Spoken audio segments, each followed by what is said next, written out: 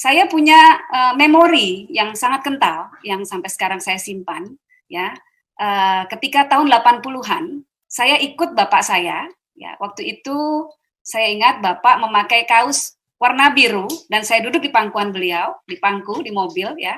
Kaosnya tulisannya adalah Solidaritas untuk Palestina. Itu Gus Dur jadi ketua DKJ dan beliau mengorganisir sebuah malam Solidaritas untuk Palestina ya, dan diantaranya menghadirkan Gus Mus, Kiai Haji Mustafa Bisri ke Jakarta. Itu debut pertama dari Kiai Haji Mustafa Bisri. Jadi ada memori-memori luar biasa yang yang memang melekat pada saya secara pribadi tentang hubungan antara Palestina dan Israel. Nah, namun kemudian dengan beranjaknya waktu, saya juga lebih terekspos dengan berbagai macam jaringan yang dimiliki Gus Dur berkaitan dengan Israel. Kami sempat ketemu dengan misalnya dengan Yitzhak Rabin, bisa ketemu juga dengan beberapa tokoh-tokoh perdamaian dari Israel yang menginginkan perdamaian, juga bertemu dengan berbagai macam kelompok Jewish Associations yang juga menginginkan hal yang sama. Bahkan Gus Dur ketika menjadi presiden sempat membuka komunikasi baik dengan Perdana Menteri Israel pada waktu itu dan juga dengan Presiden Yasser Arafat. Selang hanya berapa waktu ketemu dua-duanya dengan maksud untuk membuka ada normalisasi hubungan dan mencoba untuk membuat adanya sebuah solusi damai yang lebih permanen. Jadi ada upaya-upaya yang dilakukan Gus Dur secara aktif untuk mencoba menghadirkan perdamaian di Timur Tengah. Palestina sendiri kita sering melihat mendengar masih ada konflik yang terjadi antara dua kubu Hamas dan Fatah. Salam saudara-saudara, berjumpa kembali bersama dengan saya di channel ini. Bagaimana kabar kita semua? Saya berdoa kabar kita kiranya selalu baik-baik saja. Amin. Saudara, video kali ini saya akan bagikan bagi kita video cuplikan yang mana selama ini yang dilakukan oleh seorang pemimpin besar yaitu Indonesia, yaitu Gus Dur. Dia melakukan sesuatu hal yang luar biasa untuk mengadakan hubungan diplomatik dengan Israel. Dan cara-cara yang dilakukannya adalah sangat luar biasa. Dan di sini kita akan menonton bahwa Ibu Connie Bakri juga ikut merespon hal tersebut. Seperti apa cuplikan? Langsung kita simak cuplikan berikut ini. Cuma cantik, tetapi juga prestasinya sangat gemilang. Sebuah kehormatan sekali bagi Wahid Foundation untuk bisa menghadirkan pembicara-pembicara hebat, Mbak Connie dan Mbak Dina Sulaiman, yang memberikan pencerahan kepada masyarakat secara terus-menerus dengan berbagai tulisan dan pemikirannya ya, secara aktif. Nah, jadi kita mencoba menghadirkan sebuah isu yang menarik ya soal bagaimana hubungan Timur Tengah ini, terutama Israel dan Palestina, berkaitan dengan dinamika terakhir setelah adanya perjanjian perdamaian yang telah disepakati antara Bahrain dan UAE dengan disaksikan oleh Presiden Trump. Saya punya memori yang sangat kental yang sampai sekarang saya simpan ya. Ketika tahun 80-an saya ikut bapak saya ya, waktu itu saya ingat bapak memakai kaos warna biru dan saya duduk di pangkuan beliau, di pangku di mobil ya. Kaosnya tulisannya adalah Solidaritas untuk Palestina. Itu Gus Dur jadi ketua DKJ dan beliau mengorganisir sebuah malam Solidaritas untuk Palestina ya, dan diantaranya menghadirkan Gus Mus, Kiai Haji Mustafa Bisri ke Jakarta. Itu debut pertama dari Kiai Haji Mustafa Bisri. Jadi ada memori-memori luar biasa yang memang melekat pada saya secara pribadi tentang hubungan antara Palestina dan Israel. Nah, namun kemudian dengan beranjaknya waktu, saya juga lebih terekspos dengan berbagai macam jaringan yang dimiliki Gus Dur berkaitan dengan Israel. Kami sempat ketemu dengan misalnya dengan Yitzhak Rabin, bisa ketemu juga dengan beberapa tokoh-tokoh perdamaian dari Israel yang menginginkan perdamaian, juga bertemu dengan berbagai macam kelompok Jewish Associations yang juga menginginkan hal yang sama. Bahkan Gus Dur ketika menjadi presiden sempat membuka komunikasi baik dengan Perdana Menteri Israel pada waktu itu dan juga dengan Presiden Yasser Arafat. Selang hanya berapa waktu ketemu dua-duanya dengan maksud untuk membuka ada normalisasi hubungan dan mencoba untuk membuat adanya sebuah solusi damai yang lebih permanen. Jadi ada upaya-upaya yang dilakukan Gus Dur secara aktif untuk mencoba menghadirkan perdamaian di Timur Tengah. Palestina sendiri kita sering melihat mendengar masih ada konflik yang terjadi antara dua kubu Hamas dan Fatah. Jadi tentu ini menyisakan kegelisahan bagi kita semua. Mungkin nggak sih terjadi normalisasi hubungan dan kemudian berujung kepada sebuah pengakuan two-state solution ya bagi kedua negara. Tentu bagi kami itu solusinya tetap adalah pengakuan kedua negara. Ya, tidak bisa hanya satu negara saja. Itu kerangka posisi kami dari sejak awal. Nah, Gus Dur sendiri pernah mengundang kontroversi karena pernah melontarkan gagasan untuk membuka hubungan dagang dengan Israel, ya, dengan alasan bahwa kita selama ini sebetulnya telah melakukan banyak sekali hubungan bisnis to bisnis dengan banyak perusahaan-perusahaan Israel, tetapi melalui perusahaan-perusahaan cangkang yang berbasis di Singapura, Amerika, Eropa, dan lain sebagainya, sehingga keuntungannya tidak didapatkan oleh Indonesia sendiri sebagai sebuah negara, ya, tapi didapatkan oleh perusahaan-perusahaan tersebut. Nah, yang alasan yang kedua, Indonesia telah membuka hubungan diplomatik bahkan, bukan cuma hubungan dagang, dengan negara-negara yang sebetulnya masih, dengan negara-negara yang tidak mengakui Tuhan. Ya, kira-kira begitu, yang tidak mengakui Tuhan, yaitu negara seperti China dengan ideologi komunisnya misalnya, negara lain. Nah, tetapi justru Israel adalah negara yang masih teistis, ya, jadi teistis, jadi masih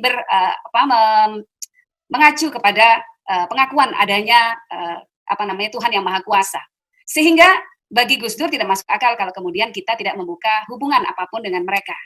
Nah, alasan yang ketiga bagi Gus Dur adalah kalau kita ingin menjadi mediator yang adil, tentu kita harus mengundang kedua belah pihak ke meja perundingan, sehingga bisa didengar perspektif dari dua sisi dan bisa menghasilkan solusi yang lebih adil. Kami di sini di White Foundation selalu berpegang kepada apa yang telah diucapkan oleh Gus Dur bahwa peace without justice is just an illusion. Ya, bahwa perdamaian, kita upayakan perdamaian seperti apapun, kalau tidak ada keadilan di dalamnya, maka itu hanyalah sebuah ilusi. Nah, dalam hal ini keadilan seperti apa yang harus dihadirkan untuk masyarakat kedua negara? Nah, jadi posisi Indonesia di mana dalam hal ini?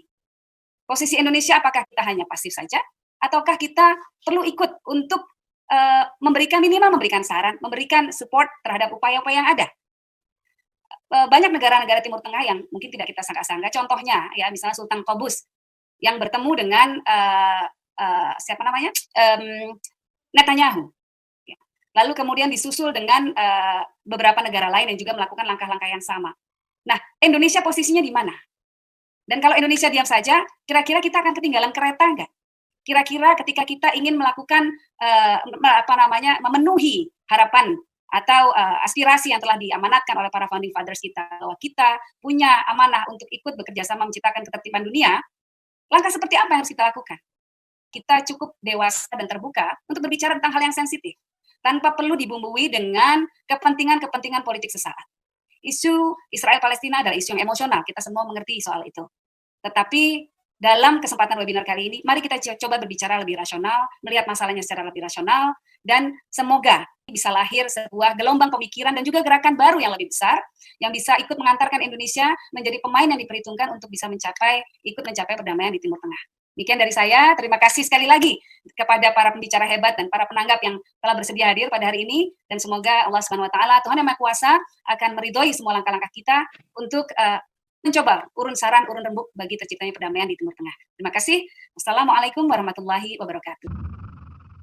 Tapi terima kasih sekali lagi. Assalamualaikum, shalom, dan selamat siang buat semuanya. Menarik sekali tadi yang disampaikan oleh Bu Yeni, apalagi ada gambaran beliau masih ingat bagaimana ayahandanya membawa beliau, memangku beliau dengan baju birunya itu. By the way, saya pakai baju biru ini sengaja loh sebenarnya. Niat banget. Menurut saya, kalau dari pertanyaan barusan, saya sih yakin sekali negara-negara Turki ini, termasuk ini ya, yang termasuk tentang dan Iran, sebenarnya ini bahasa bahwa mereka tidak lagi menganggap Israel itu sebagai terlarang gitu. Nah, tadi menarik begitu Mbak Yeni menyatakan, terus Indonesia sikapnya seperti apa? Gitu. Karena kalau kita lihat misalnya dari diagram lah kemarin, siapa yang setuju, siapa yang abstain gitu ya, siapa yang setuju, siapa yang tidak setuju, dan siapa yang diam, Indonesia itu masuk kotak yang diam. Gitu. Padahal ini disayangkan sekali. Mbak Yeni juga bilang tadi soal Jared Kushner ya, dan menurut saya itu zaman Gus Dur masih di istana, Mbak Yeni itu bisa jadi Jared loh, beneran. Aku pas lihat Jared, waduh ini bisa Bu Yeni Wahid nih gitu.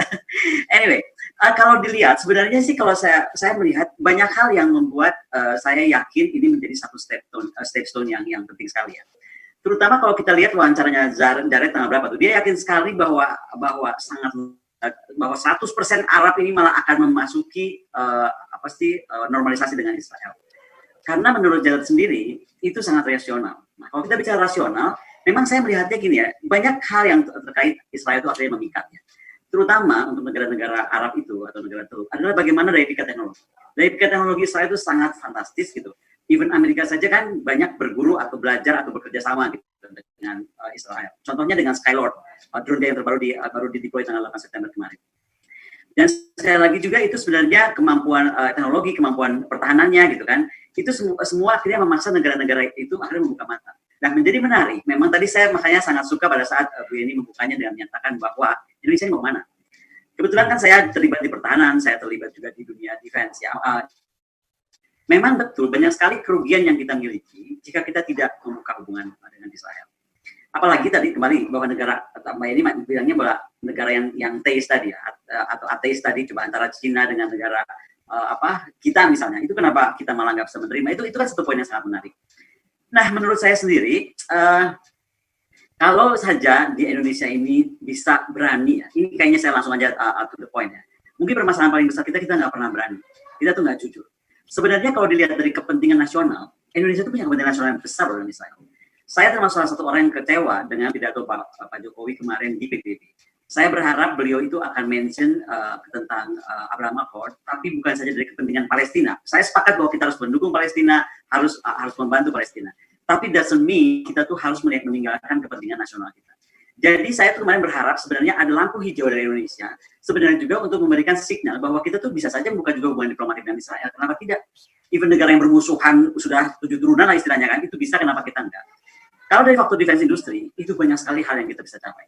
Saya mau ceritakan saja, mungkin juga menyinggung sampaikan Bu Yeni tadi ya. Saya pernah terlibat misalnya saat ingin mendamaikan Israel Palestina, diundangnya juga oleh HMI gitu, karena waktu itu saya masih menjadi salah satu orang yang dengar lah di HMI. Begitu kami mau mengundang itu, memang ada beberapa negara Islam yang diundang. Tapi begitu saya tanyakan siapa yang dari Israel akan hadir, apakah dari Tel Aviv Uni, apa dari mana, mereka bilang nggak boleh masuk Israelnya. Nah, hal-hal seperti ini yang menurut saya adalah arti bahwa kita nggak paham apa sih makna perdamaian. Kita nggak mungkin mendamaikan orang ketika ketiga pihak atau beberapa pun pihak yang terlibat tidak duduk bersama. Nah, di kita ini ada kesalahpahaman besar tentang memahami Israel. Seolah-olah Israel itu sudah buruk aja. Negara di mata Indonesia itu negara merah ya. Kalau Amerika kan cenderung mengatakan negara-negara ajaib itu merah. Nah, mungkin Israel itu di mata kita itu negara merah. Padahal kalau dilihat ya, banyak hal yang sebenarnya kita harusnya malu terhadap Israel. Kalau saya sih melihatnya gitu. Contoh. Kita masuk ke keberagaman agama dan bagaimana kita menerima perbedaan. Di Israel itu ada kaum Druze yang tinggal di dataran tinggi Golan. Dan mereka itu tadinya full bukan bagian dari Israel. Tapi ketika Golan Heights menjadi part of Israel, maka the Druze ini terpecah. Jadi ada yang tinggal di sisi musuh dan tanda kutip, dan yang separuh lagi karena terbelah oleh median lain, itu ada di sisinya Israel. Apa yang terjadi dengan bangsa Druze? Mereka ini bangsa yang keyakinan agamanya, keyakinan itu meyakini sekali di mana tanah kamu pijak, disitulah kamu harus berbakti kepada negeri. Jadi bayangkan dia punya saudara di seberang sana yang sekarang menjadi musuh gitu ya. Tapi di sini dia sudah tetap karena lahannya di situ, tinggalnya di situ, lahirnya di situ, dia harus mencintai Israel. Dan apa yang terjadi? Dia sangat mencintai tanah airnya itu. Dia biasanya orang Druze itu menjadi tentara di bagian infanteri atau di bagian intelijen karena dia tuh punya kemampuan seperti orang aborigin. Dia melihat tanah, mencium tanah, masuk hutan atau apa, dia tuh langsung sense. Ini berapa menit yang lalu, berapa jam yang lalu itu ada apa. Jadi mereka seringkali dibawa untuk baris depan lah kalau di tentara di IDF. Israel menghormati sekali sikap Druze seperti itu. Apa yang diberikan oleh Israel? Bayangkan negara yang dianggap begitu begitu kejam gitu kan terhadap Palestina. Dia memberikan Druze itu area sendiri loh, seperti kita memberikan kepada Aceh. Jadi dia punya bendera sendiri, dia punya perayaan sendiri, dan kaum Yahudi pun menghormati sangat gitu dengan Druze yang hanya percaya 5 nabi. Kan Druze ini menurut saya campuran ya, kalau saya pelajari secara sekilas dari apa yang orang-orang Druze yang miliki gitu ya. Mereka tuh mencampurkan antara Islam atau agama Islam dan Kristen, tapi cuma memilih nabi-nabi yang terpilih di mata mereka. Kemudian mereka mencampurkannya dengan pemikir-pemikir besar lah, Plato segala macam itu, dan tambah lagi Hinduism. Jadi ini agama menurut saya menjadi sangat menarik, dan Druze itu harus baik turunan. Kembali kepada Druze sendiri, saya yang sangat salut. Begitu kita masuk area itu, kita tuh harus menghormati bendera dia, menghormati tata tertib dia, menghormati adat istiadat dia. Bayangkan, ini juga membawa saya bicara bahwa saya kadang-kadang tuh agak marah ya kalau orang selalu menganggap Israel itu mencaplok. Anggaplah saya nggak ngerti Israel, walaupun saya pernah tinggal di sana. Kita ini perang, ya kan? Dia jadi negara pun bukan dia yang mau, Inggris yang menentukan kok. Terus tiba-tiba dia diperangi terus dia menang. Dia menang, daerah yang dia menangkan perang itu kan otomatis menjadi daerah dia. Tapi kemudian dia dianggap mencaplok. Nah, maksudnya sejarah kesananya itu tentang perang 6 hari, Yom Kippur, semua itu mesti kita lihat dari perspektif jangan semata melihat kita seolah-olah membela mati tapi nggak tahu persoalannya apa. Mungkin saya pun tadinya berpikir seperti itu ya, seolah-olah Israel itu jahat banget gitu, tidak memberikan hak kepada Palestina, kejam gitu. Tapi coba kita balik posisi kita ya, Indonesia ini gede banget, jadi susah membayangkan kalau Indonesia ini mengalami apa yang dirasakan oleh orang Israel. Yang kalau bahasa mereka pun tidur nggak bisa tidur seperti kita tutup mata gitu. Selalu matanya sebelah terbuka karena ancaman itu tiap saat. Karena Indonesia ini besarnya 1000 kali Israel. Jadi mau Timur lepas gitu, kita cuma oke deh, Timur lepas mungkin sedihnya setahun, 2 tahun, 3 tahun gitu. Terus udah. Tanahnya segitu-gitunya gitu. Satu hal itu. Kedua, dia merasa itu janji Tuhan. Dan itu tertulis di kitab manapun yang kita percaya. Janji Tuhan bahwa mereka akan kembali ke tanah itu, bayangkan dong, di ekstra ribuan tahun bisa balik gitu. Sehingga buat dia itu betul-betul tanah air itu harga mati lah. Harga mati yang dibuktikan dengan segalanya, bukan kita seperti sekarang. Harga mati belum dibuktikan. By the way, sebentar lagi sudah masuk. Saya kayak udah 12 menit ya. Jadi intinya adalah dia itu sangat sadar kedaulatan itu di atas segala-galanya, sehingga apa? Dia sangat mandiri dalam masalah surveillance, mandiri dalam masalah defense industrinya, mandiri dalam teknologi, mandiri even dalam segala aspek gitu. Itu yang membuat mereka sadar karena kedaulatan mereka itu nggak boleh terganggu sama sekali. Dan itu menurut saya menjadi pelajaran buat Indonesia yang seringkali overlook atas apa yang diberikan negeri ini, bangsa ini, negara ini, pemimpin ini, atas semua kemudahan dan kenyamanan. Jadi sekali lagi lihatnya, karena sekali lagi saya mengikuti sejarah dia itu ya, sejarah orang-orang terbuang. Kalau saya menyebutnya selalu adalah orang Israel itu orang-orang terbuang, tapi karena jadi Tuhan dia dikembalikan. Nah, mungkin kalau ada yang sempat ke Israel, sempatkan sekali lagi kalau nggak bisa sempat, malas lah belajar sejarah Israel untuk paham cara berpikir orang Israel, adalah main ke museum Holocaust dia. Saya cuma mau ceritakan saja di tembok terakhir di museum Holocaust. Itu tahu nggak apa yang ditulis? Dan itu saya nangis. Dia ditulis begini, ketika semua bangsa Israel dimusnahkan, ya itu kan dia ingat perang Nazi dan lain-lain. Dia tanya di tembok cuma tulisannya gitu, ketika bangsa Israel dimusnahkan, seluruh dunia itu kemana? Itu dia saudara video cuplikan yang baru saja kita simak tadi videonya. Saya sangat suka dengan cara-cara kepemimpinan dari Presiden Gus Dur yang sangat luar biasa. Bagaimana beliau mengadakan hubungan diplomatik dengan Israel. Karena dia merasa bahwa di Indonesia bukan hanya ada satu agama, yaitu banyak agama, baik itu agama Muslim, agama Kristen, dan lain-lain sebagainya. Itu sebabnya dia pergi ke sana tidak dengan membawa nama agama, tetapi dengan membawa NKRI, Negara Kesatuan Republik Indonesia, sehingga hubungan antara Indonesia dan Israel itu ada. Berbeda dengan sekarang ini, bagaimana Indonesia memutuskan hubungan diplomatik dengan Israel. Padahal kita belajar seperti yang disampaikan oleh Ibu Connie Bakri bahwa Israel tidak seperti yang kita pikirkan, tidak seperti yang kita bayangkan, ya. Bahwa di Israel ini kita tahu bahwa di sana mereka sangat menghormati sesuatu hal, dan di sana sangat luar biasa juga ada perdamaian di sana. Dan bahkan kalau kita belajar Alkitab bahwa bangsa Israel bukanlah bangsa yang lebih dulu menyerang bangsa lain, tetapi bangsa-bangsa lainlah yang menyerang mereka. Itu sebabnya mereka menyerang balik, namanya hukum perang. Harus seperti itu ya teman-teman. Dan kita melihat setiap kali bangsa-bangsa lain ya takluk ataupun memohon supaya jangan mereka itu dimusnahkan, maka bangsa Israel pun melakukan sesuatu yang baik menurut yang mereka anggap. Nah, inilah sesuatu yang luar biasa. Tapi berbeda kita melihat bagaimana di Indonesia ini Presiden Joko Widodo, bahkan wakilnya sendiri pun tidak segan-segan untuk mengutuk yaitu bangsa ini. Dan bahkan bukan hanya mengutuk, tetapi juga menolak hubungan dengan bangsa ini secara mentah-mentah. Padahal kita tahu bahwa sesuatu kecanggihan HP Android yang ada di tangan kita berasal dari sana, dan bahkan lampu yang kita pakai setiap harinya adalah penemunya berasal juga dari orang-orang tersebut. Nah, teman-teman yang diberkati oleh Tuhan, itu sebabnya bahwa Ibu Connie Bakri sangat tidak menyetujui pendapat yang dilakukan oleh Presiden Republik Indonesia, yaitu Presiden Joko Widodo. Nah, seharusnya sebagai pemimpin, sebagai presiden, kalau mau mengadakan perdamaian antara Israel dan juga yaitu bangsa Palestina, ya tentunya jangan hanya membela yang satu, jangan hanya membantu yang satu, tetapi jumpai kedua pemimpin dan adakan sesuatu pembicaraan yang baik. Itu yang kita lakukan, ya. Sama seperti saya sebagai gembala, ya, kalau saya lihat bertengkar jemaat, ya, katakan saja ibu-ibu bertengkar dengan ibu yang lain, saya tidak membela dan tidak pro kepada yang satu, karena kalau hal demikian kulakukan, maka saya berlaku dengan tidak adil. Artinya saya membela yang satu dan yang lain tidak saya bela. Nah, ini adalah sesuatu hal yang tidak mungkin bisa membuat kedua bangsa ini berdamai kalau cara-caranya hanya seperti itu.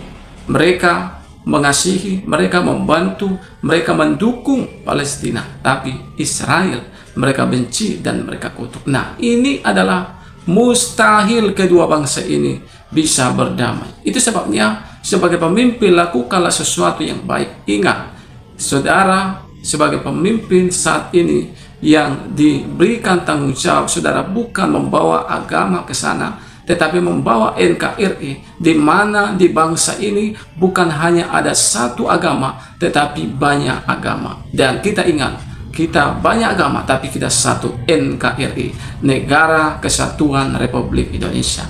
Itu sebabnya demi kepentingan bangsamu lakukan sesuatu yang baik. Jangan sampai salah dalam melakukan tindakan. Nah, teman-teman, mungkin hanya ini yang bisa saya bagikan. Jangan lupa teman-teman video ini di-share sebanyak mungkin supaya pemerintah mendapat perhatian terhadap apa yang sedang terjadi saat ini. Kiranya Tuhan memberkati kita semua.